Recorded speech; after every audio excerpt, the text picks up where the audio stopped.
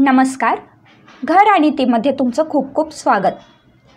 आज आपण बघतोय दिवाळी स्पेशल चकलींची रेसिपी.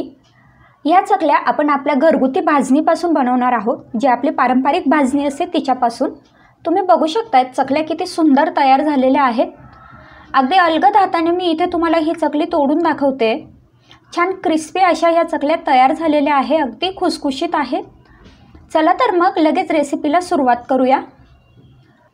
हा व्हिडिओ जर तुम्हाला आवडला तर चॅनलला सबस्क्राईब करा आणि सोबत जे घंटीचं बटन आहे ते पण दाबा.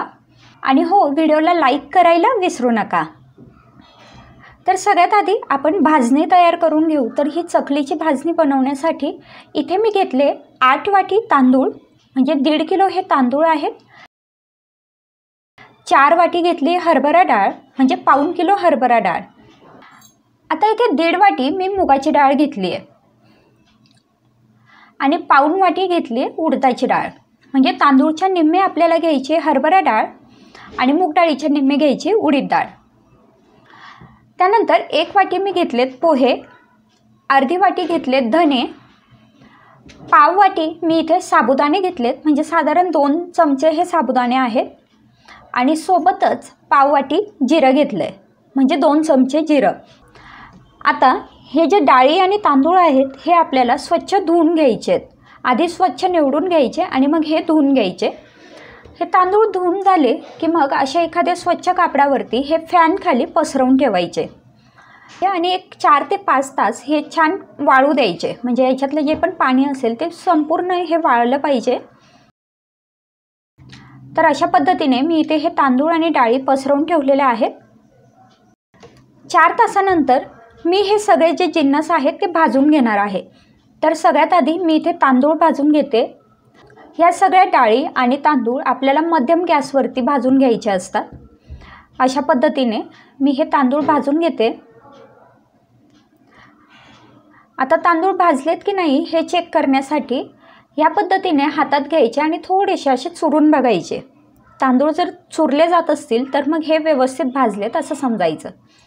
तर आता इथे हे तांदूळ छान भाजून झालेले आहेत. हे मी बाजूला काढून घेते आणि ह्याच कढईत आता मी डाळ भाजून घेते. तर ही मुगाची डाळ आहे, ही पण मी छान भाजून घेते. मध्यम गॅसवरती भाजायची आहे. डाळीचा रंग बदलेल आणि ती थोडीशी कडक होईल इथपर्यंत आपण ही भाजून घ्यायची असते. तुम्ही बघू शकताय डाळ पण इथे भाजून झालेली आहे. आता ही डाळ मी बाजूला काढून घेते आणि त्याच्यातच आता हरभऱ्याची डाळ भाजून घेते. अशा पद्धतीने हरभऱ्याची डाळसुद्धा इथे भाजून झालेली आहे. ह्याच्यातच आता उडदाची डाळ भाजून घ्यायची आहे. उडीद डाळीनंतर पोहे, साबुदाणे आणि जिरं, धने हे सगळं आपल्याला छान भाजून घ्यायचं आहे. छान खरपूस असं भाजून घ्यायचं आहे. तर आता इथे मी हे सगळे जिन्नस भाजून घेतलेले आहेत.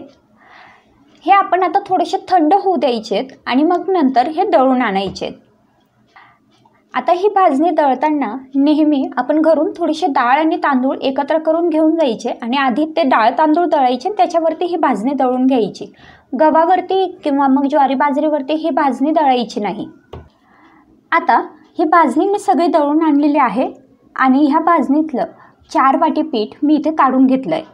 ही जी वाटी तुम्हाला दाखवली आहे या वाटीच्या मापाने 4 वाटी पीठ मी या परातीमध्ये काढून घेतलेलं आहे. म्हणजे साधारण अर्धा किलो हे पीठ आहे. आता याच्यात 2 चमचे मी ओवा टाकून घेते.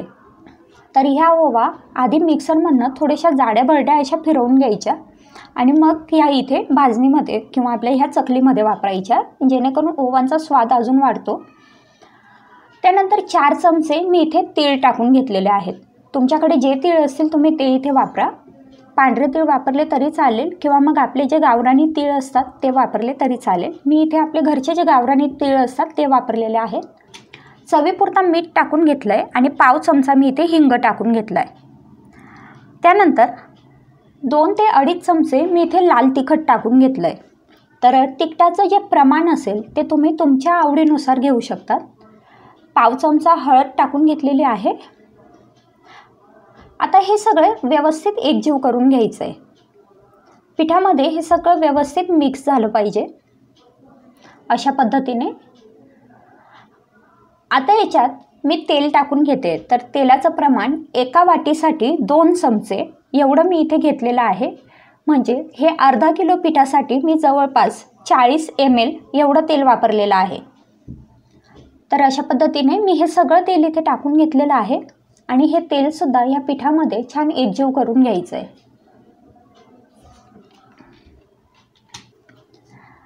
आता तेल छान एकजीव झालेलं आहे. आता हे पीठ मळून घेण्यासाठी आपल्याला गरम पाणी वापरायचं आहे. गार पाणी इथे वापरायचं नाही, थोडंसं गरम असं पाणी वापरायचं आहे. तर थोडं थोडं आपल्या अंदाजाने पाणी टाकत जायचं आणि मी इथे चमच्याने मिक्स करून घेते, कारण सुरुवातीला पाणी थोडंसं गरम असतं. आता मी ह्या पद्धतीने हे पीठ मळून घेते. तर हे मळताना खूप सैल मळायचं नाही आणि खूप जास्त घट्टही मळायचं नाही, कारण खूप जास्त घट्ट मळलं तर चकलीला काटे खूप छान येतात, पण मग ते चकल्या बनवताना आपल्याला त्रास पण होतो, हात खूप दुखतो. अशा पद्धतीने मी हे पीठ मळून घेतलेलं आहे, तुम्ही बघू शकताय. खूप सैल असं मळलेलं नाही आणि खूप घट्टही मळलेलं नाही. आपल्याला चकल्या बनवायला सोप्या जातील इतपत हे पीठ मी इथे मळून घेतलेलं आहे. ह्या स्टेजला आपण हे पीठ थोडंसं खाऊन बघू शकतो, तिखट मिठाचं प्रमाण बरोबर आहे की नाही, आणि जर कमी वाटत असेल तर मग आपण इथे ॲड करू शकतो. तर आता हे पीठ इथे तयार आहे. हे मी एक 15 मिनटं झाकून ठेवते. तर आता 15 मिनटानंतर हे पीठ थोडंसं कडक झालेलं आहे. याच्यातलं जे पाणी होतं ते शोषलं गेलेलं आहे. त्यामुळे हे पीठ मी पुन्हा एकदा अगदी थोडंसं पाणी टाकून मळून घेते. तर अशा पद्धतीने आता आपलं हे चकलींसाठीचं भाजणीचं पीठ तयार झालेलं आहे. आता यातला एक गोळा घेऊन मी ह्या पद्धतीने हा थोडासा हातावरती मळून घेते, जेणेकरून तो मला साच्यामध्ये भरायला सोपा जाईल. त्यानंतर इथे चकलीचा जो सोऱ्या असतो, म्हणजे चकलीचा साचा असतो, तर त्याला आतून तेल लावून घेतलेलं आहे. आता याच्यात जे पीठ मी मळून घेतलं होतं ते या सोऱ्यामध्ये अशा पद्धतीने भरून घेते. आता चकल्या बनवण्यासाठी मी इथे या चकल्या पेपरवरती बनवते. तर एका पेपरचे मी इथे 4 भाग बनवून घेतलेले आहेत. तुमच्याकडे प्लास्टिकची पिशवी असेल तुम्ही ती वापरली तरी चालेल. आणि आपल्याला पाहिजे त्या आकारात आपण याच्यावर चकल्या पाडून घेऊ शकतो. तुम्हाला मी जवळून दाखवते चकली किती सुंदर तयार होते, त्याला काटे किती छान आलेले आहेत आणि अजिबात ही चकली कुठेच तुटत नाही आहे. अतिशय छान अशी चकली तयार होते. तुम्ही नक्की बनवून बघा ह्या पद्धतीने चकली. तर इथे आता ह्या सगळ्या चकल्या तयार झालेल्या आहेत. आता ह्या पेपरवरची चकली मी अशा पद्धतीने या झाऱ्यावर काढून घेतली आहे. त्यानंतर कढईत तेल गरम झालेलं आहे आणि झाऱ्यानेच मी ही चकली या तेलात सोडून घेतली आहे. एवढं फक्त याच्यासाठी की आपण जेव्हा पण चकली डायरेक्ट तेलात हाताने सोडतो तर तेव्हा ते तेल हातावरती उडण्याची शक्यता असते. त्यामुळे जर अशा पद्धतीने झाऱ्यावर घेऊन ही चकली आपण ह्या तेलात सोडली तर मग तेल आपल्या हातावरती उडत नाही. तर ही माझ्या सासूबाईंची आयडिया आहे. त्यामुळे मी जेव्हाही चकल्या बनवते तेव्हा अशा पद्धतीने मी झाऱ्यानेच ह्या चकल्या तेलात सोडते. आता ह्या चकल्या आपल्याला मध्यम गॅसवरती छान तळून घ्यायच्या आहेत. चकली तेलात सोडल्यानंतर ती लगेच पलटण्याची घाई करायची नाही. चकलीला थोडंसं तेलाच्या वरती येऊ द्यायचं, म्हणजे तेलावर थोडं तरंगू द्यायचं आणि त्यानंतर ती चकली पलटवून घ्यायची. ह्या पद्धतीने चमच्याने मी उलटपालट करून ही चकली दोन्ही बाजूंनी छान खरपूस अशी तळून घेते. गॅसची फ्लेम मध्यमच ठेवायची चकली तळताना. तुम्ही बघू शकतायत ह्या चकल्या इथे तळून झालेल्या आहेत. किती सुंदर ह्या चकल्या दिसत आहेत. अगदी बघूनच लगेच खाव्याशा वाटतात आणि अगदी छान चकल्या तयार होतात, खरपूस तयार होतात आणि घरगुती असतात. त्यामुळे त्या पौष्टिकही असतात, स्वस्तात पडतात. शिवाय आपण घरगुती कुठलाही पदार्थ बनवला तर तो आपल्याला खूप स्वस्त पडतो. तर अशा पद्धतीने मी या सगळ्या चकल्या इथे तळून घेतलेल्या आहेत. वा, अगदी सुंदर चकल्या इथे तयार झालेल्या आहेत. मग तुम्हाला ही आजची रेसिपी जर आवडली असेल तर लाईक जरूर करा, शेअर करा आणि चॅनलला सबस्क्राईब करायला विसरू नका.